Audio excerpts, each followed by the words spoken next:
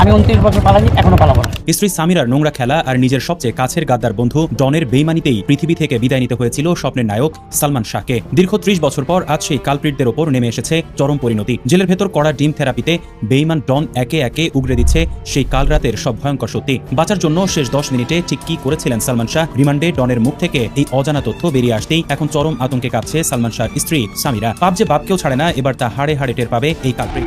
মৃত্যুর দীর্ঘ 3 দশক পর ঢাকায় চলচ্চিত্রের রাজপুত্র সালমান শাহর মৃত্যু রহস্যে এসেছে নতুন মোড়। চাঞ্চল্যকর এই হত্যা মামলার অন্যতম আসামি খল চরিত্রের অভিনেতা ডনকে গ্রেপ্তার করেছে হযরত শাহজালাল আন্তর্জাতিক বিমানবন্দরের ইমিগ্রেশন পুলিশ। রবিবার দুপুরে বিষয়টি গণমাধ্যমকে নিশ্চিত করেন বিমানবন্দর থানার ভারপ্রাপ্ত কর্মকর্তা কামরুল হাসান তালুকদার।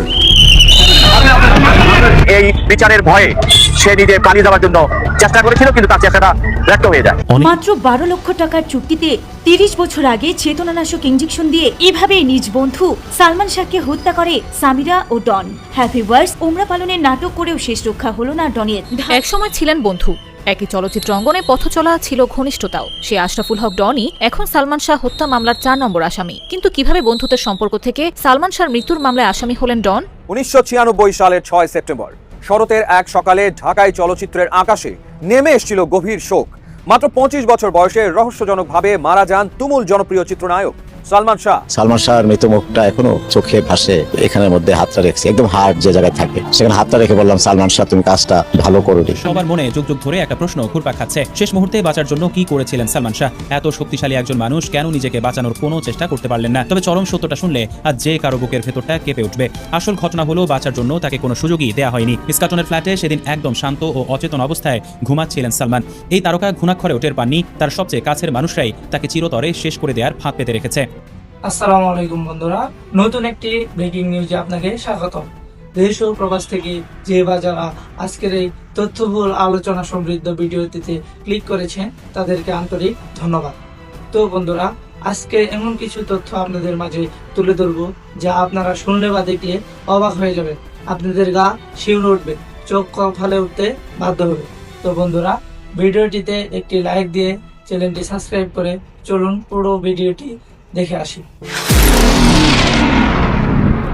আমি 29 বছর পালানি, এখনো পালাবো না। স্ত্রী সামিরার নোংরা খেলা আর নিজের সবচেয়ে কাছের গাদ্দার বন্ধু ডনের বেইমানিতেই পৃথিবী থেকে বিদায় নিতে হয়েছিল স্বপ্নের নায়ক সালমান শাহকে। দীর্ঘ 30 বছর পর আজ সেই কালপ্রিটদের ওপর নেমে এসেছে চরম পরিণতি। জেলের ভেতর করা ডিম থেরাপিতে বেইমান ডন একে একে উগরে দিচ্ছে সেই কাল রাতের সব ভয়ঙ্কর সত্যি। বাঁচার জন্য শেষ 10 মিনিটে ঠিক কি করেছিলেন সালমান শাহ? রিমান্ডে ডনের মুখ থেকে এই অজানা তথ্য বেরিয়ে আসতেই এখন চরম আতঙ্কে কাঁপছে সালমান শাহর স্ত্রী সামিরা। পাপ যে বাপকেও ছাড়ে না, এবার তা হাড়ে হাড়ে টের পাবে এই কালপ্রিট। দুনিয়াতেই এমন ভয়াবহ পরিণতি অপেক্ষা করছে সামিরার জন্য, যা দেখলে শিউরে উঠবে সবাই। আল্লাহর গজব থেকে এবার কোনোভাবেই রেহাই পাবে না সে। আশরাফুল হক ডন এক সময়কার রূপালী পর্দার নাম করা ভিলেন। বাস্তবের জীবনেও সে যে এত বড় এক পিচাস তা কে জানত? দীর্ঘদিন সবার চোখের আড়ালে লুকিয়ে থাকার পর এই চতুর খেলোয়াড় ফোন দিয়ে এটেছিল দেশ ছেড়ে পালানোর। ওমরা পালনের নাম ভাঙিয়ে পবিত্র ভূমির কথা বলে সৌদি আরবে যাওয়ার বিরাট এক ফাঁদ তৈরি করেছিল সে। ভেবেছিল এমন ভেলকিবাজি করে পার পেয়ে যাবে, কিন্তু পাপের ভারে যখন পাল্লা ভারী হয়ে যায় তখন ঠিকই ধরা পড়তে হয়। ঢাকা এয়ারপোর্টে দেশ ছাড়ার জন্য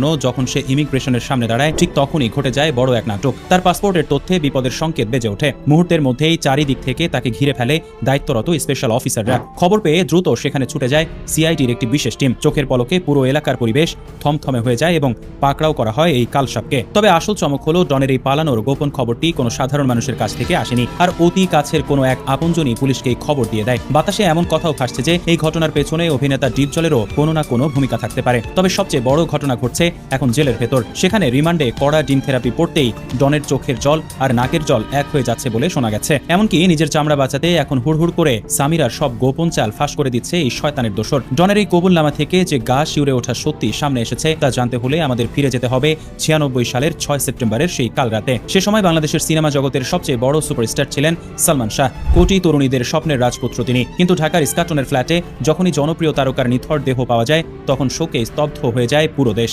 প্রশাসন প্রথম থেকেই এই ঘটনাকে নিজের ইচ্ছায় পৃথিবী ছাড়ার একটি সাধারণ ঘটনা বলে চালিয়ে দেওয়ার জন্য উঠে পড়ে লাগে। কিন্তু দেশের কোটি কোটি ভক্তের মনে তখন একটাই প্রশ্ন ছিল, এটি কি সত্যি স্বেচ্ছায় বিদায়, নাকি ভালোবাসার মুখোশ পরে বোনা হয়েছিল এক নির্মম নীল নকশা? তবে হঠাৎ করেই 20 বছরেরও বেশি সময় ধরে ধামাচাপা থাকা এই ঘটনার মোড় ঘুরিয়ে দেয় আমেরিকা প্রবাসী রুবি সুলতানার একটি ভাইরাল ভিডিও বার্তা। সেই ভিডিওর পরেই একে একে থলের বিড়াল বেরিয়ে আসতে শুরু করে। রূপালী পর্দার গল্পকেও হার মানানো এক জঘন্য চক্রান্তের কথা জানতে পারে সবাই। তবে এর আগেও, অর্থাৎ সবচেয়ে বড় বোমা ফাটে 97 সালের জুলাই মাসে। সে সময় মামলার অন্যতম আসামি রিজভি পুলিশের খাঁচায় বন্দী হয়। আদালতে 164 ধারায় দেয়া তার স্বীকারোক্তিমূলক জবানবন্দি পুরো দেশকে কাঁপিয়ে দেয়। রিজভির সেই কথা অনুযায়ী স্বপ্নের নায়ককে চিরতরে সরিয়ে দেওয়ার জন্য চুক্তি হয়েছিল মাত্র 12 লাখ টাকার। আর এই জঘন্য চুক্তির মাস্টারমাইন্ড ছিল খোদ সালমানের স্ত্রী সামিরার নিজের মা লতিফা হক। চুক্তির শর্ত ছিল একেবারে পরিষ্কার, কাজের আগে অগ্রিম হিসেবে দেয়া হবে 6 লাখ টাকা, আর সালমান শাহের নিথর দেহ সিলিং ফ্যানে ঝোলানোর পর দেয়া হবে বাকি 6 লাখ টাকা। রিজভির বয়ান থেকে আরও জানা যায়, সামিরার মা লতিফা হকের সঙ্গে সে সময় গোপন বৈঠকে উপস্থিত ছিল 4 নম্বর আসামি ডন ডেভিড, ফারুক জাবেদ সহ একদল ভাড়াটে অপরাধী। টাকার লোভে অন্ধ হয়ে এই মির্জাফরের দল শয়তানের চুক্তিতে হাত মিলিয়েছিল।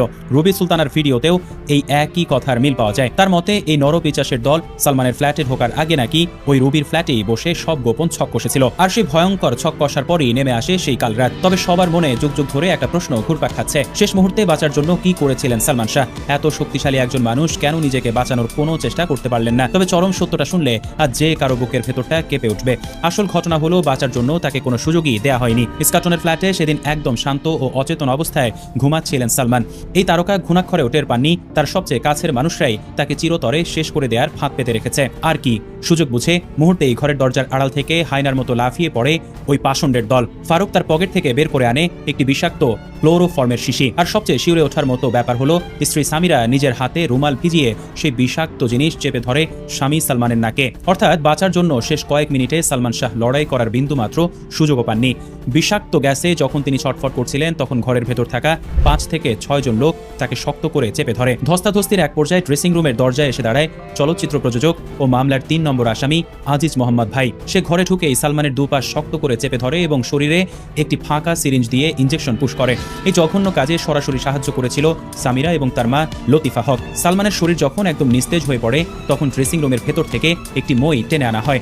ডন এবং তার সহযোগীরা আগে থেকেই সাথে করে নিয়ে এসেছিল প্লাস্টিকের শক্ত দড়ি। সেই দড়ি দিয়েই ফ্যানের সাথে ঝুলিয়ে দেওয়া হয় বাংলাদেশের সবচেয়ে জনপ্রিয় তারকাকে। এত বড় জলের মতো পরিষ্কার জবানবন্দি এবং এতগুলো কালপ্রিটের নাম প্রকাশ্যে আসার পরও তদন্ত সংস্থাগুলোর ভূমিকা ছিল রীতিমতো হাস্যকর। এই ঘটনার 1 বছর পর সিআইডি রিপোর্ট দেয় যে সালমান শাহ স্বেচ্ছায় পৃথিবী থেকে বিদায় নিয়েছেন। এরপর দীর্ঘ 12 বছর পর যখন জুডিশিয়াল রিপোর্ট সামনে আসে, সেখানেও একই গদবাধা মিথ্যা নাটক সাজানো হয়। সবচেয়ে অবাক করার বিষয় হলো, জবানবন্দিতে যাদের নাম সরাসরি উঠে এসেছিল, সেই আজিজ মোহাম্মদ ভাই, সামিরা, লতিফা হক কিংবা ডনকে কোনোদিন রিমান্ডে নিয়ে মুখোমুখি জিজ্ঞাসাবাদ করার প্রয়োজনই মনে করেনি তারা। তবে সালমানের মা নীলা চৌধুরী ও পুরো পরিবার বারবার আদালতের এই রিপোর্টের উপর নারাজি আবেদন দেন। 2015 সালে র্যাবকে যখন নতুন করে তদন্তের দায়িত্ব দেওয়া হয়, তখন আইনি ঝামেলার কথা বলে আবারও সেই তদন্ত থামিয়ে দেওয়া হয়। এরপর 16 সালে মামলাটি নিম্ন আদালতে ফেরত গেলে নতুন দায়িত্ব পায় পিবিআই।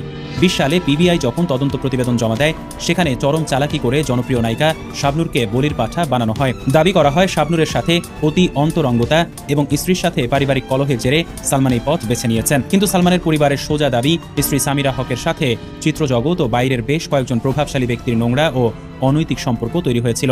আর এই পরকীয়ার গোপন সত্যি জেনে ফেলাতেই সালমানকে দুনিয়া থেকে চিরতরে সরিয়ে দেওয়া হয়েছে। নিজেদের পিঠ বাঁচাতে এবং মূল ঘটনা থেকে সবার নজর ঘোরাতেই শাবনূরকে ফাঁদে ফেলার চেষ্টা করেছিল সামিরা ও ডনরা।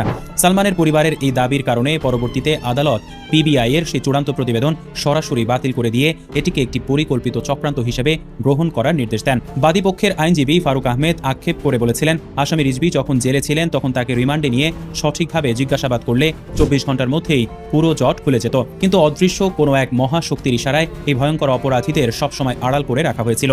তবে শেষ পর্যন্ত পাপের ঘোড়া একসময় ঠিকই পূর্ণ হয়। গতকাল ডনের গ্রেপ্তারের মধ্য দিয়েই সেই মহাশক্তির মুখোশ খসে পড়তে শুরু করেছে।